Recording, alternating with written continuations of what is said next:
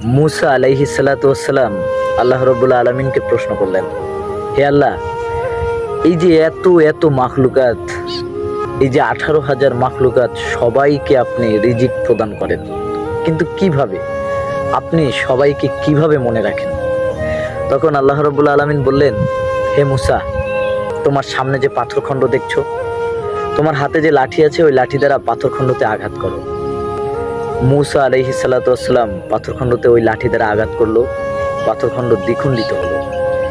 এরপরে মুসা আলাইহিস সালাতু ওয়াসসালামকে আবারও পাথরখণ্ডতে আঘাত করতে বললেন। এভাবে 3বার আঘাত করতে বললেন, চতুর্থবার আবার আঘাত করতে বললেন। এরপরে ওই পাথরখণ্ড থেকে ছোট্ট একটা পোকা বেরিয়ে গেলে এবার আল্লাহ রাব্বুল আলামিন মুসাকে বললেন, হে মুসা, ওই পোকার কাছে কান লাগিয়ে শোনো পোকা কি বলছে। মুসা আলাইহিস সালাতু ওয়াসসালাম পোকার কাছে গেলেন আর দেখলেন পোকাটা ছোট্ট একটা সবুজ পাতা খাচ্ছে। সুবহানাল্লাহ। এরপরে আল্লাহ রাব্বুল আলামিন বললেন, হে মুসা, তুমি কান লাগিয়ে শোনো পোকা কি বলতে চাচ্ছে। মুসা আলাইহিস সালাতু ওয়াসসালাম কান লাগিয়ে শুনলেন পোকা বলছেন, প্রশংসা সেই সত্তার, প্রশংসা সেই মালিকের যিনি আমাকে ভুলে যাননি। সুবহানাল্লাহ, সুবহানাল্লাহ।